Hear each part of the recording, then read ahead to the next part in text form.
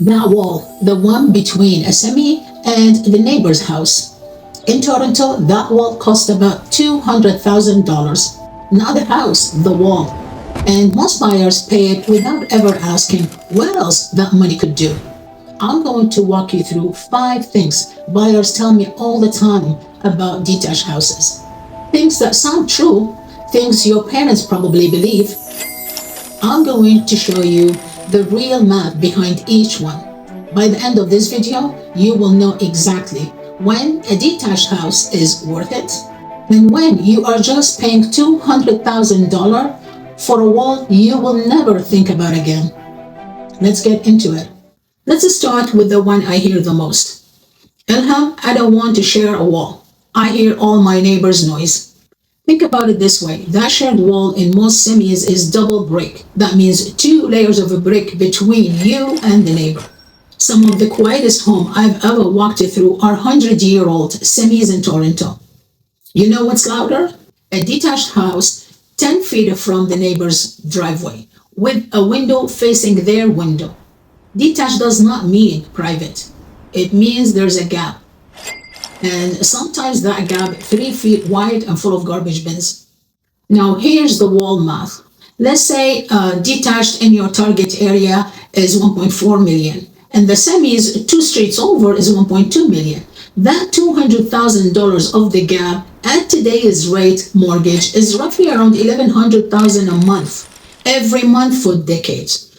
The real question is that wall worth $1,100 a month to me? For some people, honestly, yes, and we will get to that. But ask the question most buyers never do. Here's the next one I hear all the time. Townhouses are starter thing. Detached is the real investment. I had a buyer once, a couple in Richmond Hill. They passed on a townhouse because it won't go up like detached. They stretched, went way out past the GTA and bought detached instead. Here's what actually drives appreciation. It's not the shape of the building, it's how many people want to live where that building sits. A townhome near transit, good schools, and jobs has long line of future buyers. First-time buyers want it, downsizers want it, investors want it. And a detached house an hour and a half from work has one type of buyer, someone willing to make that same drive. That's a shorter line. When lots of people want same thing, the price goes up. That's the whole game. Now, is a detached and a townhome on the same streets going to grow the same? Absolutely no. The detached usually wins there. But that's not the choice most buyers face. The real choice is a townhome in a stronger location versus a detached in a weak one. And in that matchup, location wins far more often than people think. Here's where buyers get themselves into trouble. Let's say you've got 1.2 million. You have 2 options. Option 1, a fully renovated detached about an hour out. New kitchen, new floor, beautiful on Instagram. And option 2, a semi closer in Toronto, Vaughan, somewhere with a real commute. But I see almost everyone feel pulled toward option 1. It photographs better, your family will be more impressed. Now let's do the boring math. That renovated kitchen may be $80,000 of work. You can add a kitchen to the semi later on your own schedule when you have the money. You know where you cannot renovate? The location. You cannot renovate a 90-minute commute into a 30-minute one. You cannot renovate your streets into a better school zone. And here's the thing. That commute is not free. An extra hour a day each way is over 400 hours a year. That's 10 full work weeks sitting in a car. The renovated house farther out is finished, but the dated semi in a stronger location is fixable. Here's the point. Buy problems you can fix. A bad kitchen is fixable. A bad location is forever. If you are in the middle of this exact decision, detached farther out versus semi or townhomes closer in, this is honestly my favorite conversation to have with buyers. There is a link below. Book a call with me, no pressure. Okay, myth number 4. This one surprised me the most when I first ran the numbers. When I sell, detached will be easier. Let's flip this around. When you sell, you need buyers who can afford your home. So ask at each price point how many buyers exist. A well-priced semi or a townhomes in a good GTA location sits right where the most buyers are. First-time buyers are stretching up, downsizers coming down, investors. When one hits the market on a good street, it can get 10, 15 offers.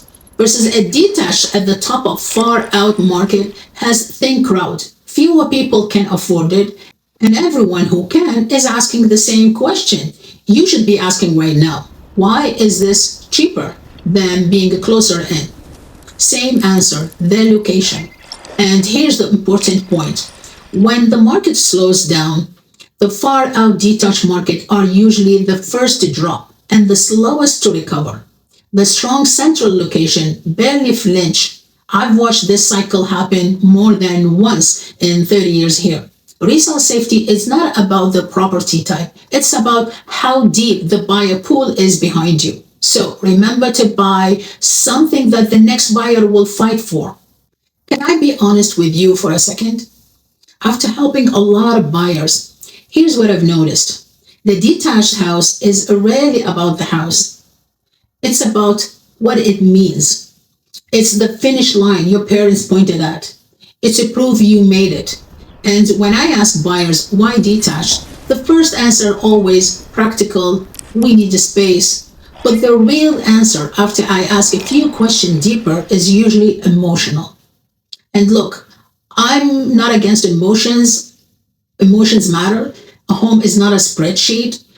But here's the thing.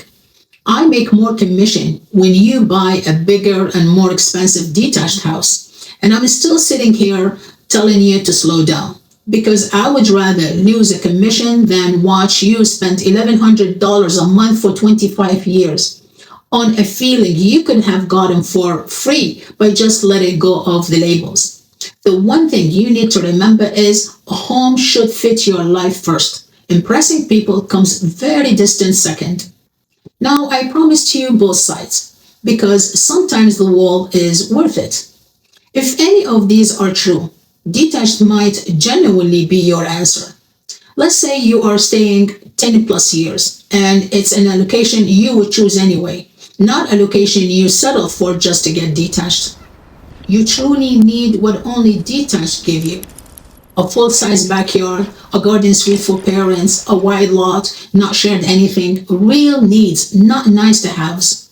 Or you work from home or work near that farther area. So then the commute penalty does not exist for your situation. The math completely changes if nobody's driving into the city every day. If that's you, buy the detached happily. You are paying for the wall and using it.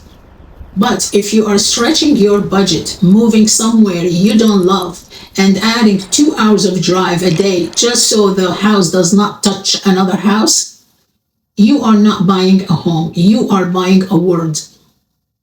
The one thing you need to remember, pay for the wall when you will use the wall, not for the label. So let's come back to where we started it. That wall cost about $200,000 in this market. Some people should absolutely pay it. Most people just never did the math. So before your next showing, ask yourself one question. Not is it a detached? Ask if this wall costs $1,100 a month. What else could that money be doing for my family? Is it a shorter commute, a better school, a renovation fund, a retirement saving, a breathing room? Because at the end of the day, nobody drives past your house and checks if it's touching the one beside it.